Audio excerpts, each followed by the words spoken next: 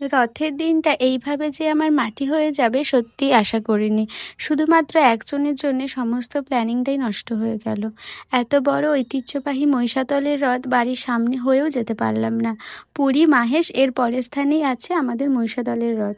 কত দূর দূরান্ত থেকে মানুষজন এই মহিষাদলের রথ দেখতে আসে, আর আমার বাড়ির কাছে হয়েও যেতে পারলাম না।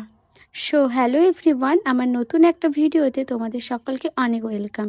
আজকে বৃহস্পতিবার, রথযাত্রার দিন। তোমাদের সকলকে রথযাত্রার অনেক শুভেচ্ছা, বড়দের প্রণাম আর ছোটদের অনেক অনেক ভালোবাসা। ঘড়িতে এখন ওই 10টা মতন বাজে। এখন থেকেই আমার ভিডিওটা শুরু করছি। আজকে যেহেতু রথের দিন, একটু তো ডিফারেন্ট কাজল পরাতেই হবে, তাই জগন্নাথ দেব এঁকে দিলাম।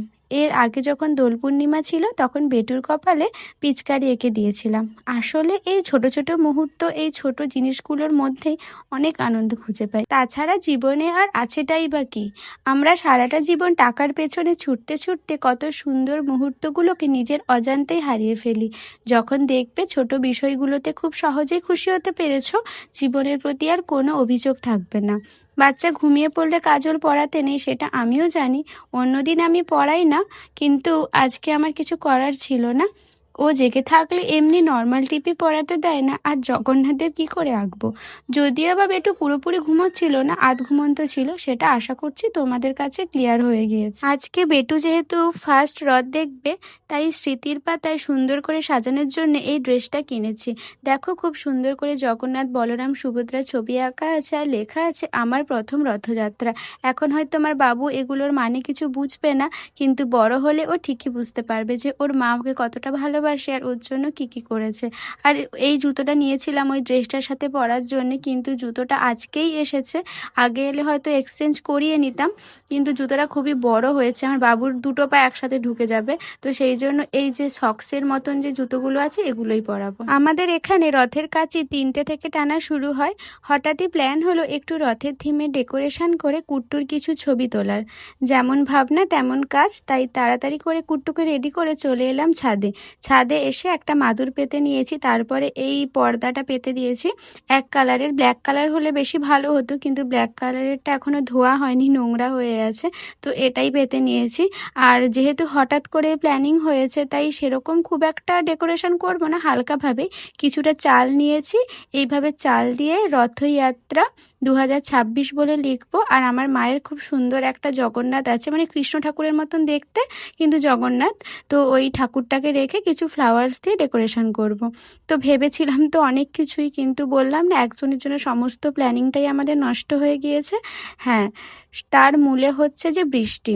দেখো, আমার রথ বলে লেখা হয়েছে, ওই যাত্রাটা মানে খুব একটা লেখা হয়নি, হালকা মতন লিখেছি, আরও সুন্দর করে মানে লিখতে হতো। এদিকে দেখো, মেঘ অন্ধকার হয়ে গিয়েছে, আর তোমরা ভালো করে দেখলে বুঝতেই পারবে যে হালকা হালকা বৃষ্টি পড়া শুরু হয়ে গিয়েছে।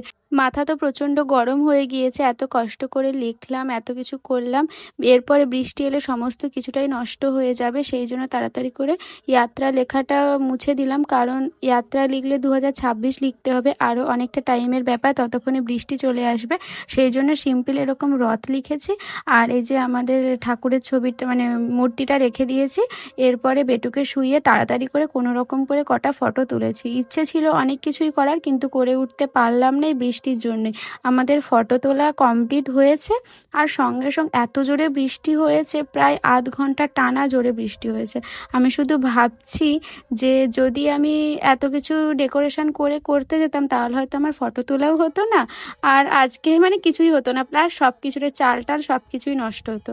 আর এদিকে আমার বাচ্চার কাণ্ডটা দেখো, আমি এত কষ্ট করে লিখলাম, আমার বাচ্চাটাও বুঝলো না, সমস্ত কিছু ঘেঁটে একদম একাকার কাণ্ড করে দিয়েছে। যদিও বা আমার ফটো তোলা হয়ে গিয়েছে, এটা নর্মালি ভিডিও হচ্ছে, আর ও এইভাবে যদি ঘাঁটাঘাঁটি করে না, আমার দেখতে খুব ভালো লাগে। চলো তোমাদের সাথে ফটোগুলো শেয়ার করি, আর ফটোগুলো কেমন হয়েছে অবশ্যই কিন্তু তোমরা কমেন্টে জানাবে। এদিকে নিচে এসে দেখি মায়ের রান্না অলমোস্ট ডান। আজকে আমাদের বাড়িতে বাঁধাকপির তরকারি, কলমি শাক ভাজা, কুঁদরি ভাজা আর ওলের ডালনা হয়েছে। আজকে বৃহস্পতিবার প্লাস রথ, আমরা নিরামিষই খাই। আর নিজে রান্না করেছি বলে, মানে সব রান্না মাই করেছে, আমি শুধু ওলের ডালনাটা করেছি। নিজে রান্না করেছি বলে বলছি না, সত্যি ভীষণ টেস্টি হয়েছিল। বেটুর খাবারটা রেডি করছি। আজকে ওর লাঞ্চে আছে সমস্ত সবজি, ডাল আর গোবিন্দভোগ চাল দিয়ে খিচুড়ি। আমি ওকে এক এক দিন এক এক রকম দেওয়ার চেষ্টা করি, কিন্তু কি আর করবো, আমি যতই কষ্ট করি যাই করি না কেন ও একদমই খেতে চায় না। আর এবার দেখো না আমাদের বাড়িতে যুদ্ধ শুরু হবে আমার মায়ের সাথে আমার বেটু, মানে নিনি ভার্সেস কি হবে নাতনি। আমি জানি না কেন আমার বাচ্চাটা একদম খেতে চায় না। আমি বাচ্চারা খেতে চাই না এটা স্বাভাবিক, কিন্তু এ কিচ্ছু খেতে চায় না, মানে জল পর্যন্ত ও খেতে চায় না। ফার্স্টে ভাবতাম হয়তো খাবারে তো আমি ওকে নুন মিষ্টি কিছুই দিই না, সবাই বলতো বাড়িতে যে একটু মিষ্টি একটু কিছু দিলেও খাবে, তো নুনটা আমি দিই না, মিষ্টি হওয়ার জন্য যেমন মিষ্টি আলু, তারপরে ফর্মুলা মিল্ক এইসব মিশিয়ে মানে মিষ্টি করার জন্য দিই। তো তারপরেও আমি জানি না কেন বাচ্চাটা একদম খেতে চায় না, জলটাও পর্যন্ত খেতে চায় না। এক এক সময় তো ওর এত টাইট পটি হয় ব্লাড বেরিয়ে যায়। ডক্টরকে দেখিয়েছিলাম, ডক্টর বললো বাচ্চাটা জল খায় না বলে এটা হয়। মানে একে যে আমি কী করে বড় করব, কী করে যে কী করবো সত্যিই জানি না। আর এই কারণেই আমি এখনও বাবার বাড়িতেই আছি, এখনও শ্বশুর বাড়ি যাইনি, কারণ ওখানে গেলে তো আমাকে সবটা মেনটেন করতে হবে, আর আমার দ্বারা সত্যিই হবে না। আমি হ্যাঁ মা হয়েছি ঠিকই, কিন্তু আমি না পারি না এরকমভাবে ওকে খাওয়াতে। ও যে আর যখন কান্না করে না আর এরকমভাবে করে আমার ভীষণ কষ্ট হয় আর ভীষণ ভয় লাগে, আমি পারি না, একদম পারি না। আমার বাচ্চাটা এমনিতে কিন্তু একদমই কাঁদে না, মানে ও জন্মের পর থেকে এখনো পর্যন্ত ও একদমই কাঁদে না।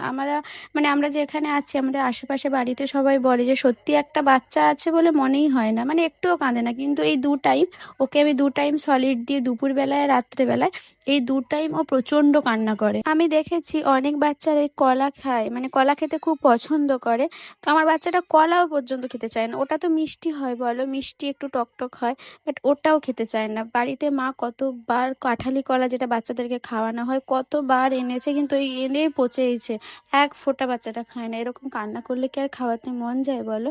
দেখো কিরকম কাঁদছে। পালাচ্ছে ক্যামেরা।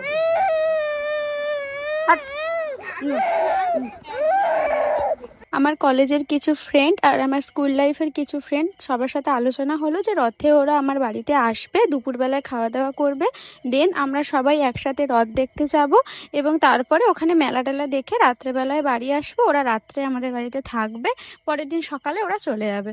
এই একটা প্ল্যান হলো, কিন্তু বৃষ্টির জন্য ওরা কেউ একজন আসতে পারলো না। আর ওরা আসতে পারেনি বলে এবছর আমি ওর আগে রথ দেখতে যাইনি। আর বেটু যেহেতু ফার্স্ট রথ, আমি চাই না যে আমার কারণে ওর এবছরের রথটা নষ্ট হয়ে যাক, তাই বোনরা গিয়েছিল, ওদের সাথে আমার বেটুকে পাঠিয়ে দিয়েছিলাম একদম আমার বাড়ির সামনেই, মানে রথটা যে হচ্ছে আমার বাড়ি থেকে জাস্ট ওই 2 মিনিট লাগে, একদম মানে আমাদের পাড়াতেই আর কি।